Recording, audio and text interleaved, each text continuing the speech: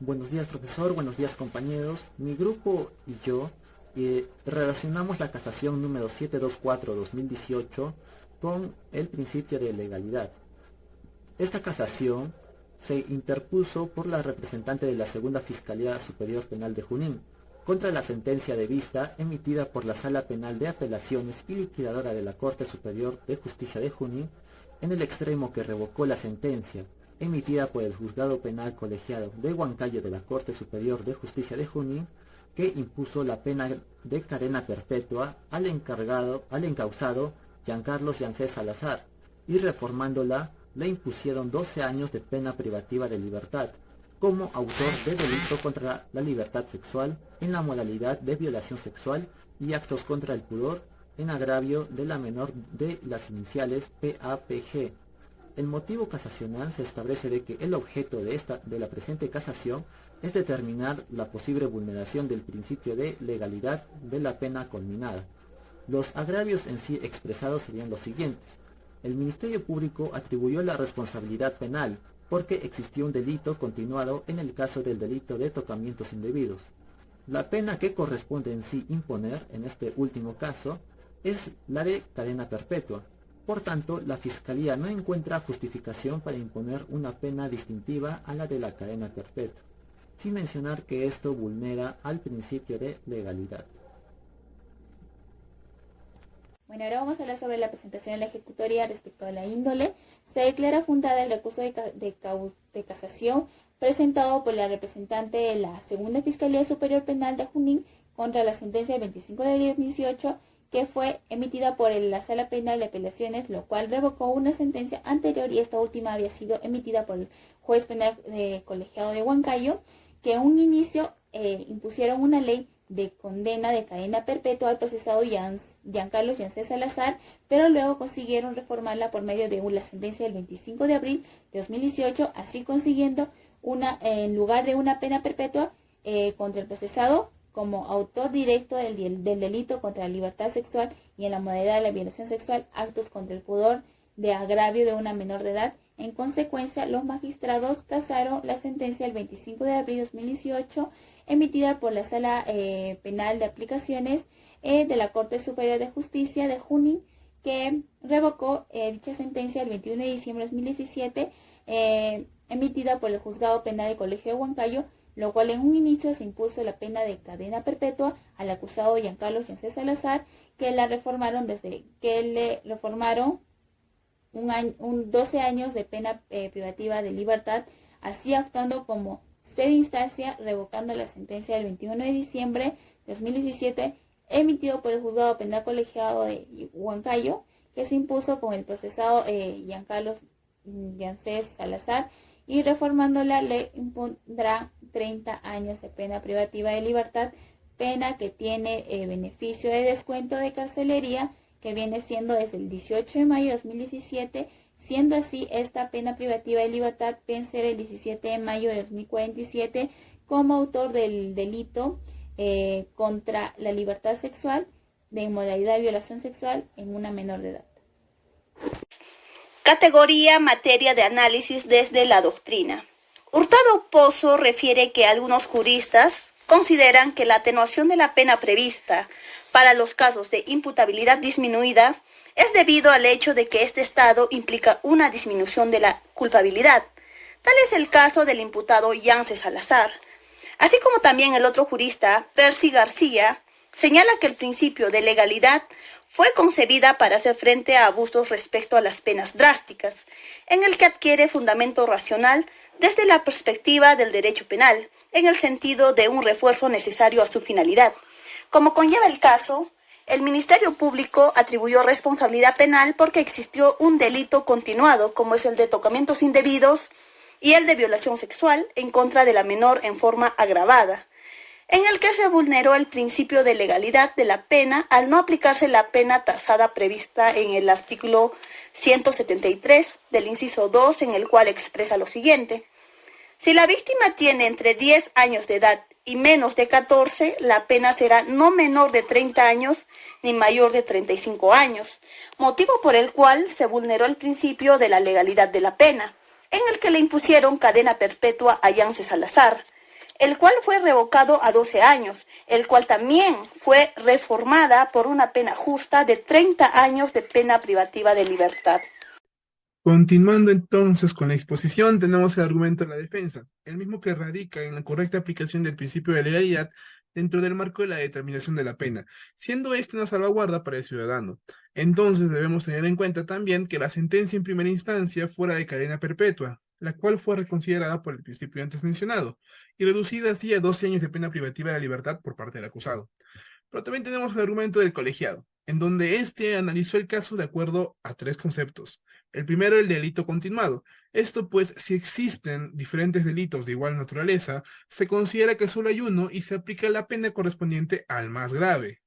Tenemos además el concurso ideal, donde si se realiza una sola acción que constituye varios delitos, se aplica la pena más grave sin que exceda los 35 años. Y finalmente tenemos el concurso real, donde se realizan diferentes acciones que constituyen delitos independientes y en este se van a sumar las penas. Y no puede exceder los 35 años. Si alguno de estos delitos tiene tipificado lo que es la cadena perpetua, pues se va a aplicar esta.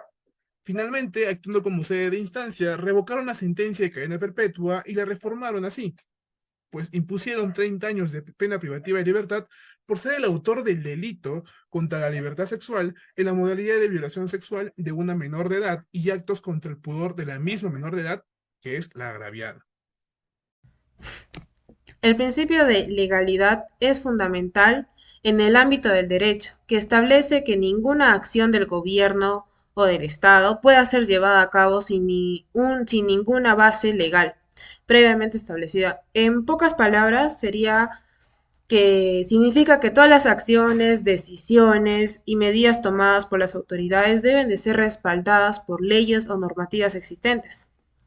La materia de análisis por la parte de la Fiscalía es un caso legal que se refiere a la manera en que el fiscal presenta y desarrolla los elementos esenciales del caso, centrándose en la categoría y concepto clave que es fundamental para su argumento. Le diré a más detalle de cómo sería la exposición de esta materia. Identificación y definición, contextualización, presentación de evidencia, argumentación legal, análisis detallado y por último, conclusión del caso. En resumen, la exposición de la materia del análisis por parte de la Fiscalía implica presentar de manera organizada y persuasiva la relevancia, evidencia y argumentación legal relacionada con la categoría clave en el caso, con el objeto de respaldar su posición y persuadir al tribunal o jurado de que debe llegar a un veredicto favorable a su causa.